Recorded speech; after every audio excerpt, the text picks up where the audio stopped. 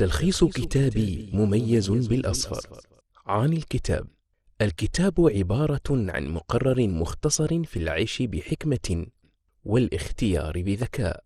يقول الكاتب: سألوا فتى في 8 من عمره عن عاداته الدراسية فأجاب: حسنا، هناك مواد دراسية عادية ومواد دراسية مهمة، وأنا أحاول تذكر المهمة فقط.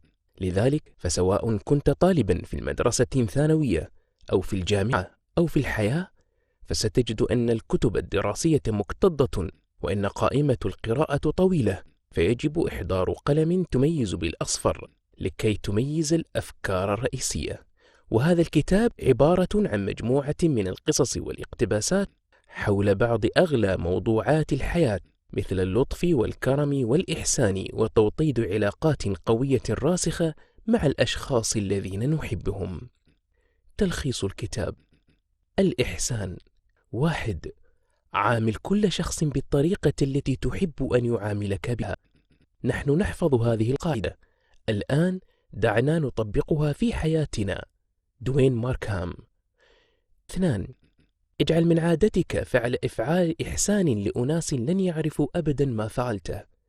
أفضل جزء من حياة إنسان صالح هي أفعال الطيبة والإحسان التي لا يذكرها أحد. 3. ضع قطعة عملة معدنية في عداد موقف السيارات لشخص لا تعرفه. لا تنتظر ظروفا غير عادية لفعل الخير، استغل المواقف العادية. جان بول ريكتر. 4. إذا كنت تعرف شخصا فقيرا فابعث له نقودا دون أن يعرفك. الإحسان هو عدم القدرة على الارتياح في ظل وجود شخص يشعر بضيق الصدر. 5.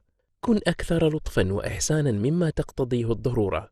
3 أشياء مهمة في حياة البشر: الإحسان والإحسان والإحسان. هنري جيمس. 6.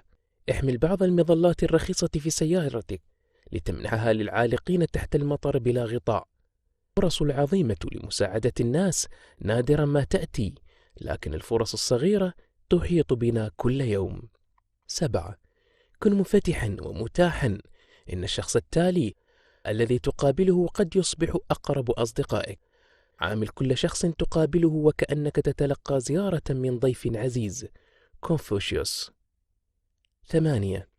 عندما تسمع بوق سيارة إسعاف ادعى بالشفاء للشخص الراقد بداخلها. الدعاء يصنع أشياء أكثر مما يمكن أن يحلم بها العالم بأسره. 9. مارس التعاطف، حاول أن ترى الأمور من وجهة نظر الآخرين.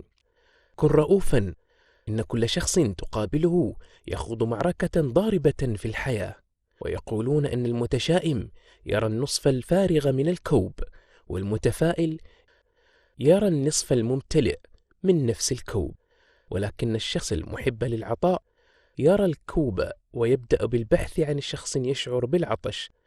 جي دونالد جيل. الكرم. 1. خصص بعض ساعات كل يوم لتوصيل الطعام للعجائز والمحتاجين. يزداد الإنسان نضجا عندما يفوق اهتمامه بالآخرين انشغاله بنفسه. 2. بارك كل يوم من أيامك بفعل كريم.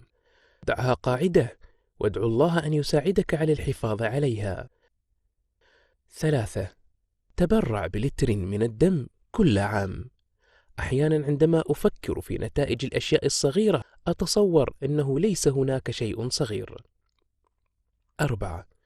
تبرع بكل الملابس التي لم تلبسها خلال السنوات 3 الماضية. إذا كنت لا تصنع المعروف ولا تعطي الصدقات فأنت مصاب بأسوأ أنواع مرض القلوب. 5. شارك بمعرفتك، إنها وسيلة لبقاء ذكرك. لو أنك كنت سببا في إحياء شيء جميل في نفوس الناس فإنك تكون قطعت خطوة نحو خلود ذكرك في عقول الناس. 6. لا تنس أبدا أن قيمتنا تقدر في الأساس بما نعطيه وليس بما نأخذه. العطاء أفضل وأكرم من الأخذ. لا تحاول أن تكون إنسانا صاحب نجاحات، وإنما حاول أن تكون إنسانا صاحب قيم. لست أعرف ماذا ستكون مصائركم، ولكن هناك شيء واحد أعرفه، أن من سيكونوا سعداء بحق بينكم هم أولئك الذين سيبحثون عن سبل لخدمة ومساعدة الآخرين ويجدونها. المتع البسيطة. 1. فكر أفكارا عظيمة ولكن استمتع بالمتع الصغيرة. سعيد هو الإنسان الذي يستطيع الاستمتاع بالأشياء الصغيرة والأحداث اليومية العادية. 2. ارعي حيوانا واهتم به. مهما كنت فقيرا فإن امتلاكك لحيوان وفي يجعلك إنسانا ثريا. 3. احتفظ بدفتر يوميات. إن كانت حياتك تستحق أن تعيشها فهي تستحق أن تسجلها. 4. اقرأ كل ليلة بعض كتب الإلهام والتحفيز المفضلة لديك. دقات الساعة وزهور دوار الشمس والطعام والقهوة والملابس المكوية والحمامات الساخنة والنوم والاستيقاظ. يا أيتها الحياة، أوه أيتها الحياة، إنك أروع من أن يستوعب جمالك أحد. ثورنتون وايلدر. 5. اقضي بعض الوقت بمفردك.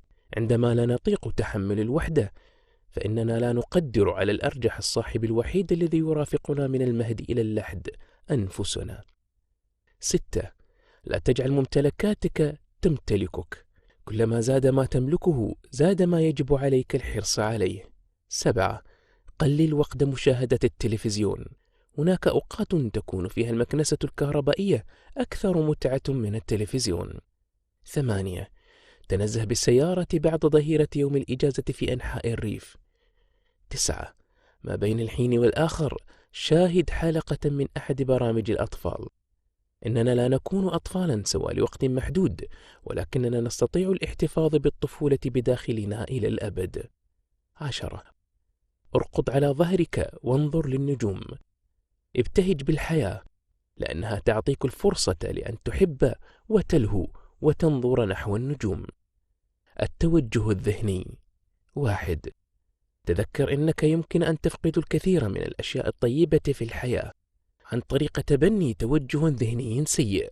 الحياة هي ما نصنعه بأنفسنا، كانت كذلك دائما وستظل كذلك أبدا.